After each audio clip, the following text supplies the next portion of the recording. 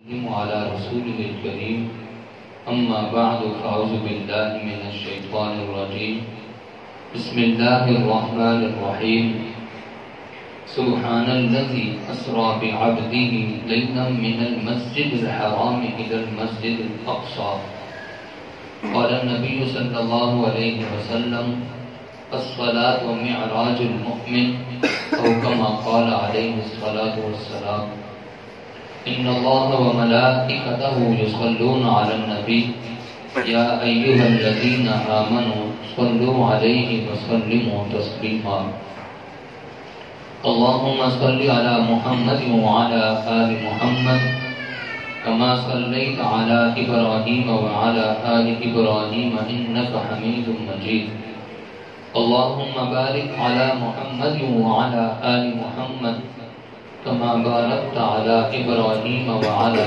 آل إبراهيم إنك حميد مجيد میرے انتہائی واجب الاحترام دوستوں، ساتھیوں، عزیزوں اور سننے والی میری محترم ماؤں اور بہنوں، آپ کے سامنے آیت مبارکہ پڑھی۔ اس آیت مبارکہ میں معراج کے واقعے کی طرف اشارہ ہے۔ معراج کا واقعہ رجب المرجب کے مہینے میں پیش آیا۔ میں تفصیل میں نہیں جاؤں گا اس لیے کہ یہ واقعہ بڑا لمبا ہے، ایک جمعہ نہیں پورے سال کے جمعے بھی اس پر اگر تفصیل سے بیان کرنا شروع کریں تو یہ واقعہ ختم نہیں ہو سکتا۔ اس معراج کے واقعے میں بے شمار عقائد ہیں، بے شمار نظریات ہیں، بے شمار احکامات اور مسائل ہیں، اس واقعے میں بے شمار آداب بھی ہیں۔ تو ہر ایک کو تفصیل سے بیان کرنے کے لیے ہمیں کھلا وقت چاہیے۔ میں صرف موٹی موٹی آپ کے سامنے باتیں رکھوں گا۔ معراج کا واقعہ پیش کیوں آیا؟ نبی پاک صلی اللہ علیہ وسلم مکہ میں زندگی گزار رہے تھے اور بہت تکلیفوں والی زندگی۔ کافروں نے حضور نبی پاک صلی اللہ علیہ وسلم کو بہت ستایا، بہت تکلیفیں دی۔ طائف کا واقعہ آپ نے سنا ہوگا۔ حضور طائف میں گئے دعوت دینے کے لیے تو طائف والوں نے پتھر مارے، ہمارے پیغمبر کے جسم سے خون نکلا اور حضور کے جوتے خون سے چپک گئے تھے۔ اسی طرح ہمارے پیغمبر مکہ میں نماز پڑھتے ہیں، مکہ والوں نے اونٹ کی اوجڑی بھری ہوئی، گندگی سے بھری ہوئی اونٹ کی اوجڑی حضور کے اوپر لا کے رکھ دی، جس کی وجہ سے حضور سجدے سے اٹھ نہ سکے۔ یہ بھی مکہ والوں کی تکلیفیں۔ مکہ والوں نے کبھی نعوذ باللہ حضور کو جادوگر کہا، کبھی حضور کو نعوذ باللہ مجنون اور دیوانہ کہا، طرح طرح کی باتیں کہی، اور حضور کی 2 بیٹیوں کو طلاق تک دی گئی۔ یہ سب کچھ مکہ میں ہوا۔ مکہ میں ساتھ دینے والے حضور کے رشتہ داروں میں صرف 2 افراد تھے۔ نمبر 1 حضور کی بیوی خدیجہ اور نمبر 2 حضور کے چچا ابو طالب۔ رشتہ داروں میں یہی 2 تھے، ورنہ صحابہ میں تو سب نے ساتھ دیا۔ ابو بکر کی مثال ہی کوئی نہیں، عمر کی مثال ہی کوئی نہیں، عثمان و علی کی مثال ہی کوئی نہیں۔ میں رشتہ داروں کی بات کرتا ہوں کہ رشتہ داروں میں حضور کا ساتھ دینے والے یا حضور کی بیوی خدیجہ تھی یا حضور کے چچا ابو طالب تھے۔ ابو طالب نے ایمان تو قبول نہیں کیا، آخر تک ایمان قبول نہیں کیا، لیکن ساتھ ضرور دیا ہے اس وجہ سے کہ چچا تھے، ورنہ ایمان قبول نہیں کیا۔ حدیث پاک میں آتا ہے ابو طالب کا مرنے کا وقت قریب تھا، دنیا سے جانے کا وقت قریب تھا۔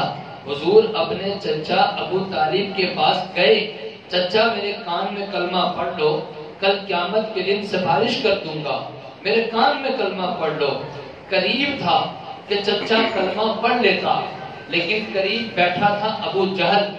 ابو جہل نے کہا ابو طالب سے کہ ابو طالب مرتے وقت موت کے ڈر سے بھتیجے کا کلمہ پڑھے گا تو ابو طالب نے کلمہ پڑھنے سے انکار کر دیا۔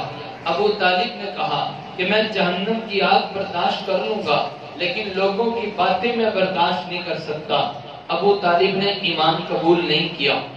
قرآن کی آیت نازل ہوئی اِنَّكَ لَا تَهْدِي مَنْ أَحْبَبْتَ وَلَكِنَّ اللَّهَ يَهْدِي مَن يَشَاءُ، کہ اے پیغمبر جس کو آپ چاہیں ہدایت دے دیں، یہ نہیں ہو سکتا، ہدایت اللہ کے اختیار میں ہے۔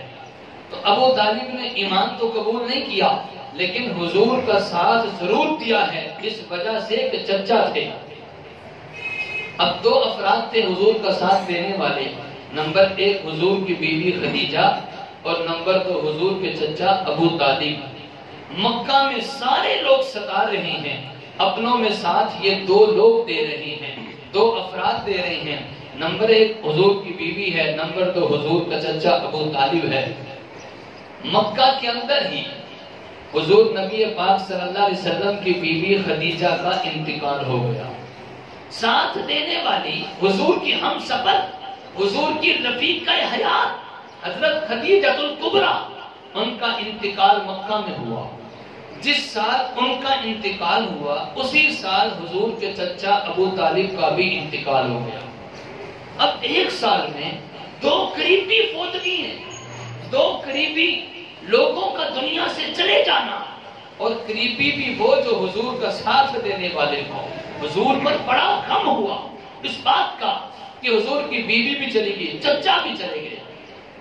نبی پاک صلی اللہ علیہ وسلم نے اس سال کا نام ہی غم کا سال رکھ دیا۔ یہ تو غم کا سال ہے کہ ایک سال میں حضور کی بیوی بھی چلے گی، چچا بھی چلے گئے۔ نبی پاک صلی اللہ علیہ وسلم بہت غمگین رہتے تھے۔ اللہ رب العزت نے حضور کے غم کو دور کرنے کے لیے معراج کا سفر عطا فرمایا۔ آدمی کبھی غمگین ہو، پریشان ہو تو دوسرا کہتا ہے چلو یار آپ کو دوسرے شہر لے چلوں، آپ کو گاؤں کی سیر کروا کے لاتا ہوں تاکہ آپ کا ذہن فریش ہو، آپ کے دماغ میں جو خیالات ہیں جو کچھ بھی ہے وہ سب نکل جائے، آپ فریش ہو جاؤ۔ تو آدمی دوسرے شہر جاتا ہے، کبھی کہتا چلو ہوا چینج ہو جائے گی، پانی چینج ہو جائے گا، غم ہلکا ہو جائے گا۔ اللہ رب العزت نے چاہا اپنے پیغمبر کا غم ہلکا کریں لیکن دنیا کی سیر نہیں، جنت کی سیر کروا کے۔ معراج ہر نبی کو ہوئی ہے، معراج ہر نبی کو نصیب ہوئی ہے لیکن طریقہ کار الگ الگ تھا۔ حضرت آدم کو بھی معراج ہوئی ہے، حضرت نوح کو بھی معراج ہوئی ہے، حضرت ابراہیم کو بھی معراج ملی ہے، حضرت اسماعیل کو بھی معراج ملی ہے، حضرت یوسف کو بھی معراج ملی ہے، حضرت یونس کو بھی معراج ملی ہے۔ معراج کا مطلب ہوتا ہے بلندی، بلندی ہر نبی کو ملی ہے لیکن طریقہ الگ الگ تھا۔ حضرت آدم کو بلندی ملی ہے جنت سے زمین میں اتار کر، حضرت نوح کو بلندی ملی ہے، معراج ملی ہے کشتی میں بٹھا کر، حضرت ابراہیم کو معراج ملی ہے آگ میں ڈلوا کر، حضرت اسماعیل کو معراج ملی ہے چھری کے نیچے لٹا کر، حضرت یوسف کو معراج ملی ہے کنویں میں ڈلوا کر، حضرت یونس کو معراج ملی ہے مچھلی کے پیٹ میں ڈلوا کر، حضرت موسیٰ کو معراج ملی ہے کوہ طور پر بلوا کر۔ ہمارے پیغمبر کے معراج کی باری آئی، اللہ نے طریقہ اور انداز ہی بدل دیا کہ میرے پیغمبر کو معراج دنیا میں نہیں، ساتوں آسمانوں کی سیر بھی کروانی ہے اور جنت کی سیر بھی کروانی ہے اور عرش کی سیر بھی کروانی ہے۔ معراج ہر نبی کو ملی ہے لیکن میرے پیغمبر کی معراج ہر نبی سے جدا ہے، میرے پیغمبر کی معراج کا طریقہ ہر نبی سے الگ ہے۔ معراج کا واقعہ بڑا لمبا ہے، میں نے پہلے کہا میں تفصیل میں نہیں جاتا، صرف موٹی موٹی باتیں آپ کے سامنے عرض کرنا چاہتا ہوں۔ نبی پاک صلی اللہ علیہ وسلم حضرت ام ہانی کے گھر، حضرت علی المرتضیٰ کی بہن تھی ام ہانی، ان کے گھر آرام کر رہے تھے، آرام فرما رہے تھے۔ جبرائیل آئے، چھت کو پھاڑ کر آئے، دروازہ نہیں کھٹکھٹایا اس لیے کہ حضور آرام کر رہے ہیں، دروازہ کھٹکھٹائیں آرام میں خلل پڑتا ہے، اور اگر واپسی چلے جائیں تو اللہ کا حکم ہے کہ حضور کو لے کر آنا ہے، اللہ کا حکم بھی پورا کرنا ہے، پیغمبر کو تکلیف بھی نہیں دینی۔ جبرائیل نے بتلا یہ دیا، اے ایمان والو پیغمبر کی تکلیف کا ذریعہ نہ بنو، پیغمبر کو تکلیف نہ پہنچاؤ۔ جبرائیل چھت پھاڑ کے پیغمبر کے کمرے میں آئے، پیغمبر آرام کر رہے ہیں، پیغمبر کو جگانا کیسے ہے؟ اب سوئے ہوئے کو جگانا ہو تو ظاہری بات ہے تکلیف تو ہوتی ہے، सोए हुए को जगाना हो, ये बेअदबी तो होती है, लेकिन अल्लाह का हुक्म था। जिब्राइल ने अपने नुरानी पर हुजूर के पांव की तलियों के साथ लगाए, जिससे हुजूर बेदार हुए। अदब ये समझा दिया, बड़े को जगाना हो तो जगाने का तरीका ये नहीं है पकड़ के हिला दिया जाए, जगाने का तरीका ये है कि आहिस्ता आहिस्ता पांव दबाएं, इससे उठने वाले को, बेदार होने वाले को तकलीफ भी नहीं होगी, बेदार भी हो जाएगा। जिब्राइल ने अदब सिखाया, किसी को बेदार करना हो आहिस्ता आहिस्ता पांव को दबाएं, इससे उठने वाले को तकलीफ भी नहीं होगी, बेदार भी हो जाएगा। नबी पाक सल्लल्लाहु अलैहि वसल्लम को बेदार करके हजरत जिब्राइल हुजूर को मस्जिद हराम के अंदर ले आए। खाना काबा के करीब छोटी सी दीवार है जिसको हतीम कहते हैं, जो खाना काबा का हिस्सा है। हुजूर को हतीम के अंदर ले आए, जिब्राइल ने हुजूर को लिटाया, सीना चाक किया, अंदर से दिल निकाला गया और दिल निकाल के एक प्लेट में रखा। ये प्लेट जिब्राइल जन्नत से साथ लेकर आए थे और जिन आलात के साथ सीना चाक किया गया, सीना खोला गया, अंदर से दिल निकाला गया, जो आलात इस्तेमाल हुए, जिसको हमारी ज़बान में आलात जराही कहते हैं, जिब्राइल आलात जराही ये जन्नत से लेकर आए थे। सारी चीजें हजरत जिब्राइल जन्नत से लाए, हुजूर का सीना चाक किया, अंदर से दिल निकाला गया, प्लेट में रखा गया। रखने के बाद उस दिल को आबे ज़मज़म से धोया गया। धोने के बाद उस दिल के अंदर नूर भरा गया है। पैगंबर के दिल के अंदर नूर भरा क्यों गया है, इसकी वजह उलमा ने यह लिखी है, पैगंबर का सफर शुरू होने वाला है, इसके लिए मजबूत दिल चाहिए। अब चूंकि आसमानों का सफर होगा, आपने सुना होगा कि आदमी ऊंचाई पर जाता है तो दिल डरता है। पांच जगह पे लिखा होता है, कमजोर दिल वाले यहाँ पर ना आए, कमजोर दिल वाले ना बैठे, जिसको दिल का मसला है वो ना बैठे। चूंकि आसमानों का सफर होगा, अल्लाह के आमने सामने खड़े होंगे, अल्लाह का दीदार होगा, इसके लिए दिल मजबूत होना चाहिए। अल्लाह को देखना आम बात नहीं है, अल्लाह को देखना छोटी बात नहीं है, अल्लाह का दीदार छोटी बात नहीं है, बहुत बड़ी बात है। हजरत मूसा ने कहा था, अल्लाह मैं तुझे देखना चाहता हूँ। अल्लाह ने कहा, ए मूसा तू मुझे नहीं देख सकता। हजरत मूसा ने ज्यादा इसरार किया, नहीं या अल्लाह तुझे देखना चाहता हूँ। अल्लाह ने कहा, अगर मुझे देखना है वलाकिन इंजुर इलल जबल, पहाड़ की तरफ देख, फ़इन इस्तक़र्रा मकानहु फसौफ़ तरानी, अगर तू पहाड़ को देखकर बर्दाश्त कर लेगा तो इसका मतलब तू मुझे देख सकता है। अगर तू पहाड़ को देखकर बर्दाश्त ना कर सका, इसका मतलब तू मुझे नहीं देख सकता। अल्लाह ने अपनी तजल्ली पहाड़ पर डाली। कुरान में लिखा है, पहाड़ रेजा रेजा हो गया, मूसा खड़े देख रहे थे। वखर्रा मूसा साइका, मूसा बेहोश होकर गिर पड़े। जब मूसा को होश आया, होश आकर कहने लगे, अल्लाह आपकी जात पाक है, मैं आपको नहीं देख सकता। तो मूसा की आंख ने पहाड़ को देखकर बर्दाश्त ना किया। अब चूंकि पैगंबर को मिराज नसीब हो रहा है, पैगंबर ने अल्लाह का दीदार करना है, पैगंबर ने जन्नत को देखना है, जहन्नम को देखना है, अर्श पे जाना है, इसके लिए दिल मजबूत चाहिए। इसलिए पैगंबर के दिल को चाक करके अंदर नूर भरा गया है ताकि पैगंबर का दिल मजबूत हो जाए। नबी पाक सल्लल्लाहु अलैहि वसल्लम के दिल को आबे ज़मज़म से धोया गया।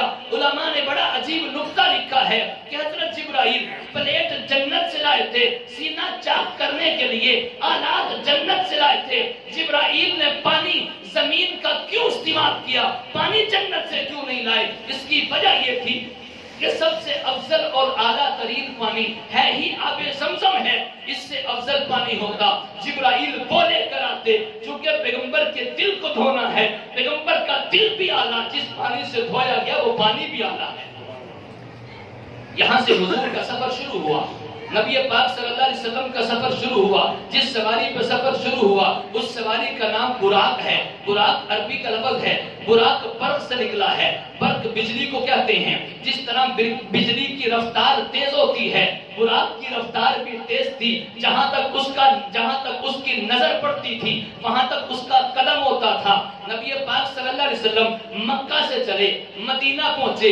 जिब्राइल ने कहा, ऐ अल्लाह के नबी सल्लल्लाहु अलैहि वसल्लम, ये वो सरजमीन है जहां पर आपको लाया जाएगा, जहां पर आप हिजरत करके आएंगे। ये अल्लाह के नबी सल्लल्लाहु अलैहि वसल्लम, आप यहाँ पर 2 रकात नफल पढ़िए।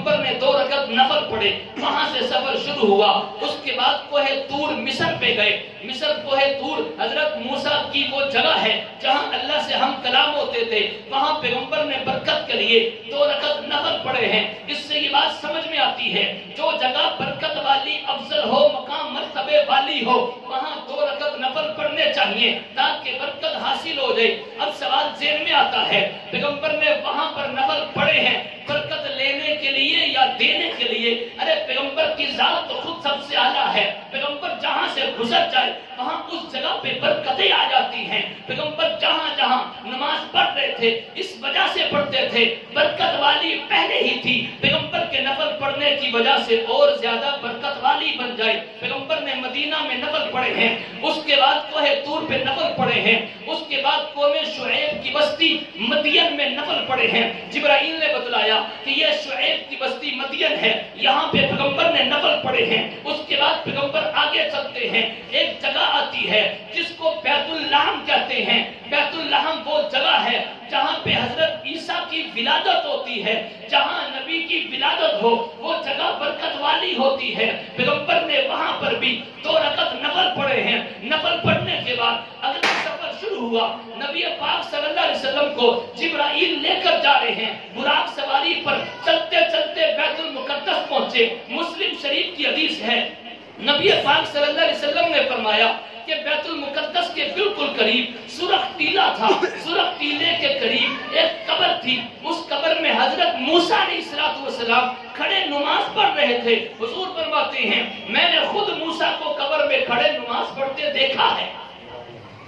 یہ حضور کا سفر ہے۔ نبی پاک صلی اللہ علیہ وسلم بیت المقدس پہنچے، تمام انبیاء وہاں پر جمع تھے، حضرت آدم سے لے کر حضرت عیسیٰ علیہ السلام تک تمام نبیوں کو وہاں پر جمع کیا گیا تھا، سب انبیاء موجود تھے۔ کبھی کسی کے ذہن میں سوال آتا ہے کہ انبیاء تو سب دنیا سے وفات پا چکے تھے، دنیا سے جا چکے تھے، پھر وہاں پہ جمع کیسے ہو گئے؟ یہ بات میں اکثر کہتا ہوں کہ مسلمان کے دل میں، مسلمان کے ذہن میں خیال نہیں آنا چاہیے ارے یہ واقعہ معراج ہے ہی سارا ایسا جو عقل میں آنے والا نہیں ہے۔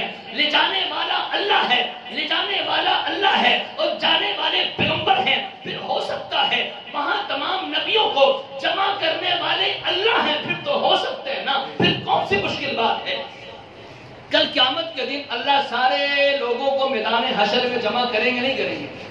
کریں گے نا، تو وہاں پر جمع کر سکتے ہیں، اللہ کے لیے کوئی مشکل نہیں۔ اللہ نے سارے نبیوں کو بیت المقدس میں جمع کیا، حضرت جبرائیل نے اذان دی، اذان دینے کے بعد اب دیکھ یہ رہے تھے سارے کے سارے نبی کہ اب امامت کے لیے مصلی پہ کھڑا کون ہو، اس لیے کہ پیچھے مقتدی عام آدمی نہیں ہے، یہ مقتدی سارے کے سارے نبی ہیں، ان نبیوں کی امامت کرائے گا کون؟ حضرت جبرائیل نے حضور کا ہاتھ پکڑ کے مصلی پہ کھڑا کر دیا، بتا یہ دیا اے پیغمبر آج آپ کے علاوہ امام کوئی نہیں بن سکتا۔ اس لیے ہم کہتے ہیں ہمارے پیغمبر وہ پیغمبر ہیں کہ جو صرف صحابہ کے امام نہیں، ہمارے پیغمبر تو نبیوں کے امام، امام الانبیاء ہیں۔ نبی پاک صلی اللہ علیہ وسلم کے اس سارے سفر کو عربی میں اسراء کہتے ہیں، اسراء کہتے ہیں۔ کیا کہتے ہیں؟ ابھی معراج تو شروع نہیں ہوا، اس سارے سفر کو عربی میں اسراء کہتے ہیں۔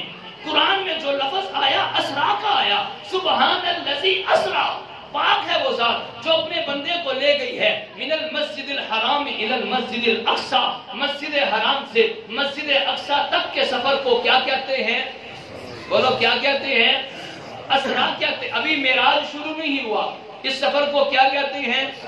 اسراء کہتے ہیں۔ اب وہاں سے سفر شروع ہوا اوپر کی جانب، اس کو معراج کہتے ہیں۔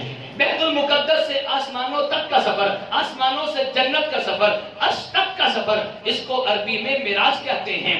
مکہ سے لے کر بیت المقدس تک کے سفر کو اسراء کہتے ہیں، اور اس سفر میں سواری کا نام براق تھا، اور پھر بیت المقدس سے لے کر آسمانوں تک کے سفر کو عربی میں معراج کہتے ہیں، اور وہاں پر سواری کا نام رف رف تھا۔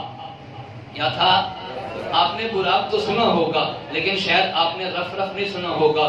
बुराक मक्का से चला बैतुल मुकद्दस तक, बस उससे आगे सवारी चेंज हो गई। उससे आगे जो सवारी, उसका नाम रफ-रफ था। रफ-रफ अरबी में सीढ़ी को कहते हैं। जिस तरह सीढ़ी बंदा चढ़ता है, ऊपर चढ़ता ही चला जाता है। उलमा ने यूं ताबीर किया है जैसे लिफ्ट के जरिए से बंदा ऊपर को चढ़ता चला जाता है। इस किस्म की मेरे पैगंबर की सवारी थी। जब ऊपर चढ़ते चले गए, आसमानों तक पहुंचे। लोग कहते हैं मौलवियों दुनिया चांद पे पहुंच गई है और तुम अभी जमीन की बातें करते हो, पुराने जमाने पत्थरों की बातें करते हो, बिस्मिल्लाह के गुंबद से बाहर नहीं निकलते। हम कहते हैं कि हम उस पैगंबर का तस्करा करते हैं कि तुम्हारा चांद भी नीचे रह जाता है, हमारा पैगंबर उससे भी ऊपर है।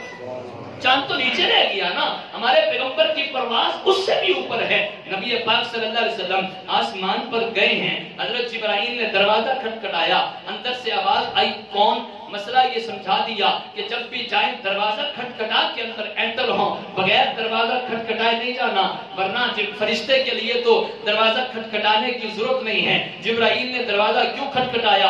बतला ये दिया, किसी के घर जाए तो दरवाजा खटखटाएं। तो अंदर के फरिश्तों ने पूछा कौन? इसमें बता ये दिया कि घर वालों को चाहिए, पहले पूछे कि कौन है। हजरत जिब्राइल ने जवाब दिया, अना जिब्राइल, मैं जिब्राइल हूँ। अंदर वालों ने पूछा खुद आए हो या बुलाया गया है? जिब्राइल ने कहा खुद नहीं आया, अल्लाह ने बुलाया है। तब दरवाजा खुला। इसमें अदब ये भी समझा दिया कि जब अंदर वाले पूछे कि कौन है, बाहर वाले को चाहिए अपना नाम बताए, यूं न कहे कि मैं हूं। एक मर्तबा एक सहाबी हुजूर के घर आए, दरवाजा खटखटाया, हुजूर ने पूछा कौन? सहाबी कहने लगे मैं। हुजूर ने फिर पूछा कौन? सहाबी ने फिर कहा मैं। नबी पाक सल्लल्लाहु अलैहि वसल्लम गुस्से में आ गए। हुजूर ने फरमाया मैं क्या होता है? नाम बताओ ना, तुम्हारा नाम क्या? मैं से क्या समझ आती है कि कौन है? तो जिब्राइल, अंदर के फरिश्तों ने पूछा कौन? जिब्राइल ने क्या कहा? अना जिब्राइल, मैं जिब्राइल हूँ। तब दरवाजा खुला। हुजूर ऊपर गए आसमान पे, सारे फरिश्तों ने हुजूर का इस्तकबाल किया। हुजूर जूं आसमानों पर चढ़ते चले गए, फरिश्तों ने हुजूर का इस्तकबाल किया। और हर आसमान पे नबियों से भी मुलाकात हुई है।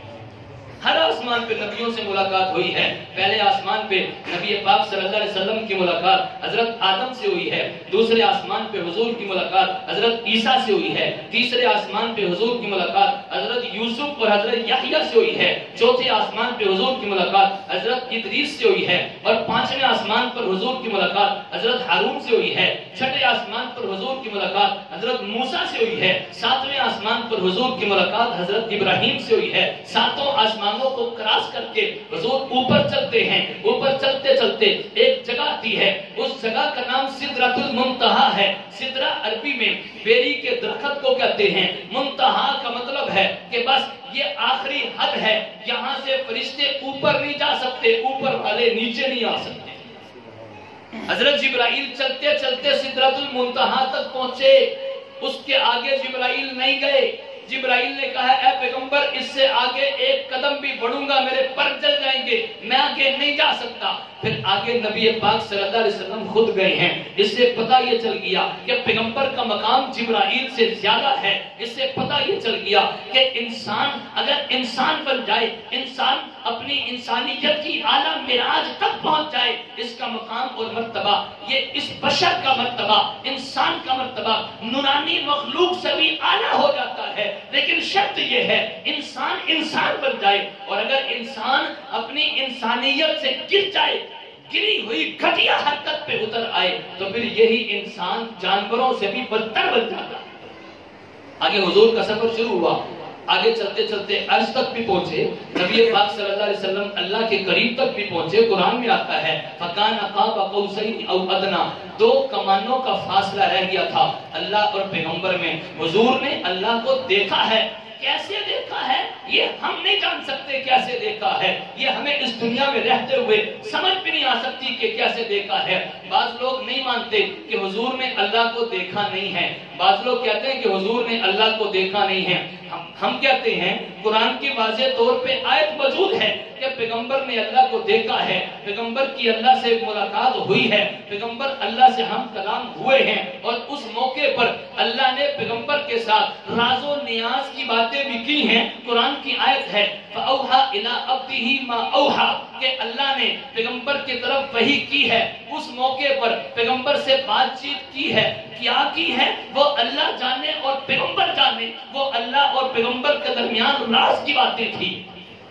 بعض لوگ کہتے ہیں کہ حضور کا معراج خواب میں ہوا، حضور سوئے ہوئے تھے اور سارا کچھ خواب میں ہوا۔ یہ بات ذہن میں رکھنا، اہل سنت والجماعت کا عقیدہ اور نظریہ ہے کہ یہ حضور کا معراج خواب میں نہیں ہوا بلکہ بیدار کر کے ہوا ہے۔ حدیث میں واضح طور پہ الفاظ ہیں، حضور سوئے ہوئے تھے، جبرائیل آئے، اس سٹائل سے آئے، اس انداز سے آئے، اس طرح بیدار کیا، اٹھا کے وہاں پر لے کر گئے، ساری تفصیل موجود ہے۔ تو حضور کا معراج خواب نہیں ہے بلکہ جاگتے ہوئے ہے، بیداری میں ہے، بیدار کر کے لے کر گئے ہیں، خواب کی بات ہے۔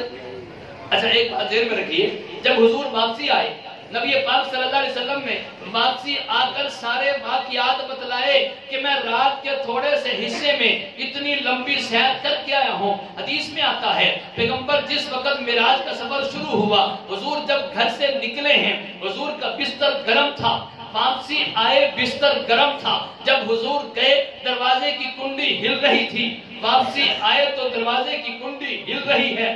آپ اندازہ لگاؤ، یہ چند منٹ بھی نہیں، یہ تھوڑے سے بھی، یہ ایک دو منٹ کے اندر اتنا لمبا سفر کر کے ہمارے پیغمبر واپسی آئے ہیں۔ علماء نے تو یہاں تک کہ یہ بھی لکھا ہے اللہ نے دنیا کا وقت روک دیا تھا، نظام رک چکا تھا، آگے پیغمبر اتنی لمبی چوڑی سیر کر کے واپسی آئے۔ جب حضور نے کافروں کو بتلایا کہ اتنی لمبی چوڑی سیر کر کے آیا ہوں، جنت کو دیکھا، جہنم کو دیکھا ہے، تو کافروں نے فوراً کہا کہ نہیں ہو سکتا، کیسے ہو سکتا ہے؟ رات کے تھوڑے سے حصے میں سیر کر کے آئے، کیسے ہو سکتا ہے؟ رات کے تھوڑے سے حصے میں آدمی تھوڑی دور نہیں جا سکتا، جتنا وقت آپ بتلا رہے ہیں اتنے سے وقت میں آسمانوں پر بھی گئے ہوں، پھر پہلا، دوسرا، تیسرا، ساتویں آسمان تک اور جنت تک، عرش تک ہو کر آئے ہوں، نہیں ہو سکتا۔ میرا آپ سے سوال ہے، اگر یہ ساری بات خواب کی ہوتی تو پھر انکار نہ کرتے کافر کہہ سکتے تھے ہاں خواب کی باتیں ہو سکتی ہے۔ لگتا ہے بات سمجھ نہیں ہے؟ دیکھیں نا، کافروں نے انکار کیوں کیا؟ بڑی ہے، کافروں نے انکار کیوں کیا؟ اگر بات خواب کی ہوتی کافر انکار نہ کرتے، کافر کہہ سکتے تھے ارے خواب میں تو ہو سکتا ہے، خواب میں تو بڑے بڑے کام ہو جاتے ہیں، تھوڑی سی دیر کے خواب میں آدمی کہاں سے کہاں پہنچ جاتا ہے۔ کافر انکار نہ کرتے، کافروں کے انکار کی وجہ ہی یہ بنی ہے، کافروں نے کہا کہ عالم بیداری میں جاگتے ہوئے نہیں ہو سکتا، لیکن انہوں نے یہ نہیں دیکھا کہ لے جانے والا ہے کون اور جانے والا کون ہے۔ جب یہ خبر پہنچی ابو بکر صدیق تک، اور یہ بھی مزے کی بات، صدیق اکبر کو خبر دینے والے بھی کافر تھے، حضور نے نہیں بتلایا، کافر نے پہلے رپورٹ دے دی صدیق اکبر کو، اے ابو بکر سنا ہے؟ صدیق نے کہا کیا سنا ہے آپ نے؟ آپ کا دوست محمد صلی اللہ علیہ وسلم وہ کہتا ہے کہ میں رات کے تھوڑے سے حصے میں لمبی تھوڑی سیر کر کے آیا ہوں۔ صدیق اکبر نے کہا اگر میرا دوست محمد کہتا ہے تو بالکل ٹھیک کہتا ہے، ہو سکتا ہے۔ اسی وجہ سے ابو بکر کا لقب پڑ گیا صدیق۔ صدیق کا مطلب ہوتا ہے تصدیق کرنے والا، صدیق کا مطلب ہوتا ہے تائید کرنے والا، صدیق کا مطلب ہوتا ہے حمایت کرنے والا۔ تو سب سے پہلے واقعہ معراج کی تصدیق کرنے والا صدیق اکبر ہے، انکار کرنے والا ابو جہل ہے۔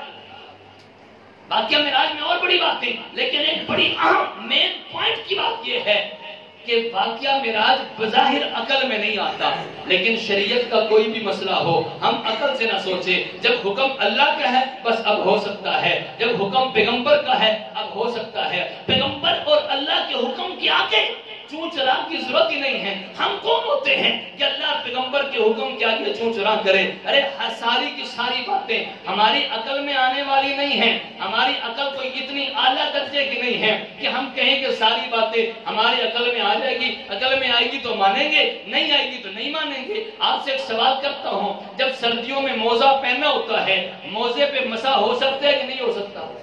ہو سکتا ہے۔ چمڑے کا موزہ جس پہ زپ لگی ہوتی ہے اس پہ مسح ہو سکتا ہے کہ نہیں ہو سکتا؟ اس پہ مسح ہو سکتا ہے. اچھا اب یہ بتاؤ جب اس پہ مسح کرتے ہیں اوپر کی جانب کرتے ہیں یا پاؤں کے نیچے کی جانب کرتے ہیں؟ اوپر کی.